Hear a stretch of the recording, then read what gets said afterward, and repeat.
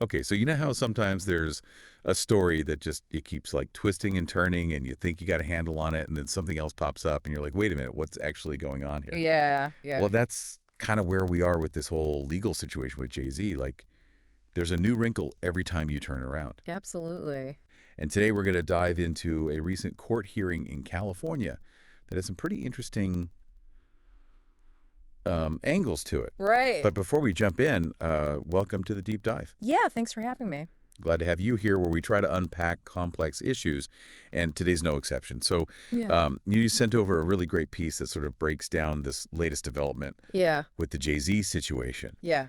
And it's fascinating because this California hearing, it actually connects back to this whole dismissed case with Jane Doe, Right. right? And it really kind of highlights how complicated these things can become and how Bro. it can span multiple states. We're talking California, Alabama, Louisiana, and of course Mhm. the original case in New York. Exactly. And it seems like, Mr. Carter likes to keep his legal team busy, you know? Yeah, busy and it's well paid. For sure. But for anyone who maybe followed that initial case in New York, remember it was dismissed with prejudice, which is really important because that means she couldn't bring those exact claims again in New York. Right. So the fact that this is now playing out in California, Mm-hmm. it tells us there's something else going on here. Yeah. Definitely more to it than meets the eye. So our goal today is to really dig into this California hearing and understand, what were the key events?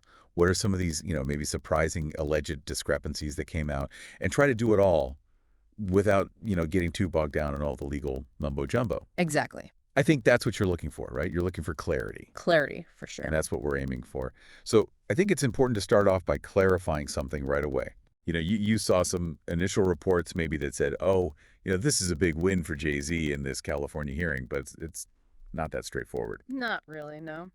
The judge issued what's called a tentative ruling. Right. And maybe for those who aren't familiar with legal terminology, explain what exactly a tentative ruling is. So a tentative ruling, it's not the final say in a case. Okay, It's more like a preliminary indication of where the judge is leaning. gotcha. So it's like a sort of like a signpost, this is where I'm thinking, but you still got to convince me Yeah, kind of thing. exactly. It helps narrow down the issues, Yeah. identifies the areas where the judge needs more information or wants to hear further argument. Okay. So it's definitely not the final decision, and it's not legally binding at this stage. So both sides can still sort of make their case and try to sway the judge's opinion. Exactly. All right, so now let's get into some of the specifics that came out of this hearing because this is where it gets really interesting. Okay. One of the big things the judge seems to be struggling with is the whole issue of private investigators Yeah. and statements made by Jay-Z and his team about them. That's a big one. So if we look at the timeline, right, according to what you sent over, this is quite a journey, right? So Mm.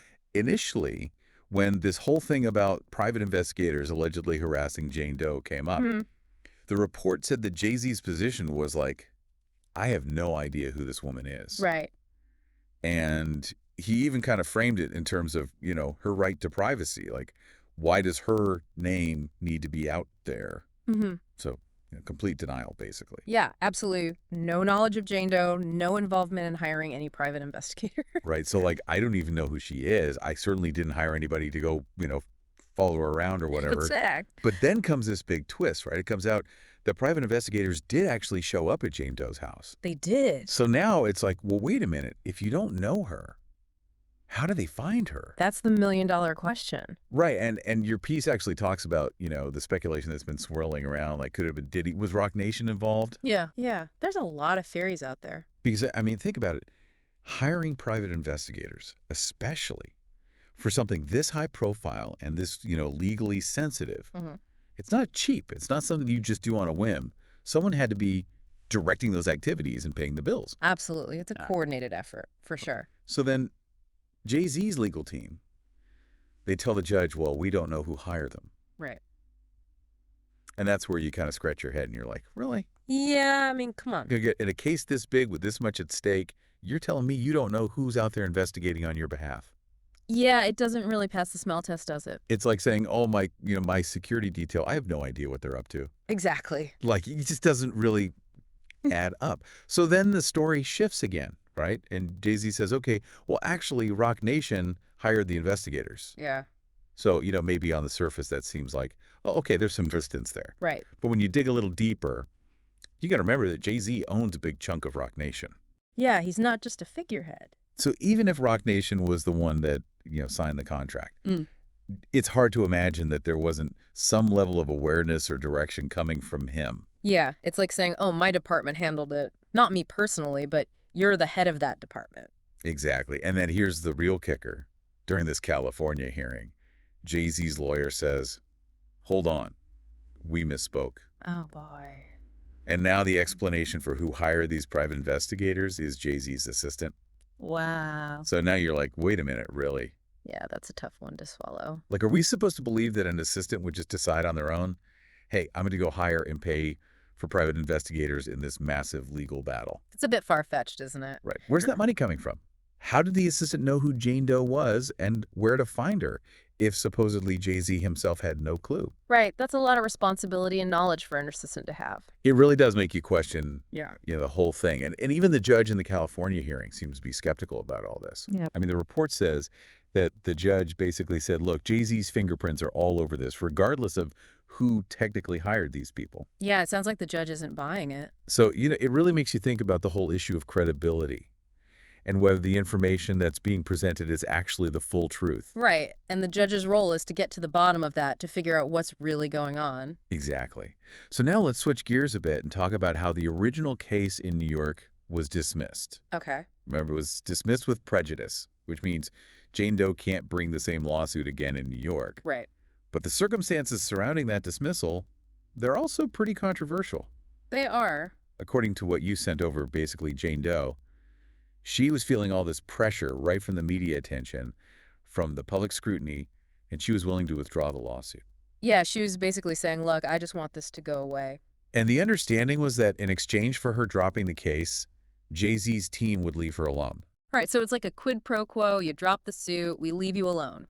But here's where the accusations of trickery come in. Okay. Jane Doe's lawyers, they were acting in good faith based on this email exchange outlining the agreement. Mm-hmm. But there was never a formal signed contract. Ah, so it was all verbal or email. And then right at the last minute, Jay-Z's team, supposedly they go back on the deal and the case gets dismissed on what you called a technicality. Yeah, basically they used a procedural loophole to get the case thrown out. So you can see how, from Jane Doe's perspective, that would feel like a bait and switch. Absolutely, like they pulled the rug out from under her. And it really raises these questions about the ethics of how this whole thing went down. Yeah, and whether the legal system was used to silence someone who had legitimate claim. Exactly. So we've got these shifting explanations about the private investigators. Yeah. We've got this questionable dismissal in New York. And then you add in the judge's skepticism in this California hearing. It really starts to paint a picture of a situation where things might not be what they seem. Yeah, there's definitely more to this story than meets the eye. And the judge's response to the request to depose Jane Doe again, that's also pretty telling. How so? Well, they basically said, no, there's no need for it. Interesting. And it seems like they were trying to shield her from having to go through that whole ordeal again. Yeah, like they'd been through enough already. Right. And that kind of ties back to the skepticism about the assistant hiring those investigators. Right. Like maybe there was an attempt to put undue pressure on Jane Doe. Yeah, like a way to intimidate her into silence. Exactly. So the Mhm. judge seems to be taking all of that into account. Yeah, looking at the bigger picture. And then finally, there's the issue of the tentative ruling mentioning a possible extortion claim against Tony Busby, That's right. who's Jane Doe's lawyer. Exactly. Now, the newer evidence that Jay-Z's team presented, apparently it might support that claim. Mm. But again, it's just part of the tentative ruling. Right. It's not a final finding. It's still up in the air. So to sum it all up right, we've got this tentative ruling in California, which is not a clear-cut win for Jay-Z. Right. We've got this ever-changing story about who hired the private investigators, with the final explanation being that it was the assistant, which seems kind of hard to believe. Yeah, that's a stretch. We've got this controversial dismissal in New York with allegations that an agreement was broken, Mm-hmm. and we've got a judge who doesn't seem to be buying the explanations that are being given, Uh-huh. and who seems to be looking out for Jane Doe's interests. Right. So it's a very complex situation. So for you listening out there right now, what are your thoughts having heard all of this? Yeah. Does this new information change how you view this whole legal battle? What are your takeaways? Because it really makes you wonder, what's the full story here? Absolutely. There are so many layers to this. And, legal matters can be complicated, Hmm. but when the basic explanations themselves are being questioned, it really makes you want to dig deeper. Yeah. It's like trying to solve a puzzle where the pieces don't quite fit. Exactly. Yeah. So clearly, Uh-huh. this is still developing. There are still legal proceedings going on. Right. This is just one chapter in a much longer story.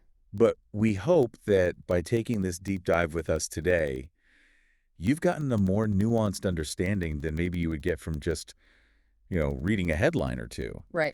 Because there's so many complexities and unanswered questions that remain. For sure. And it really shows you that sometimes with legal cases, what you see on the surface is just the tip of the iceberg. Absolutely. So until next time, stay curious. And keep digging. We'll see you on the next deep dive. Sounds good.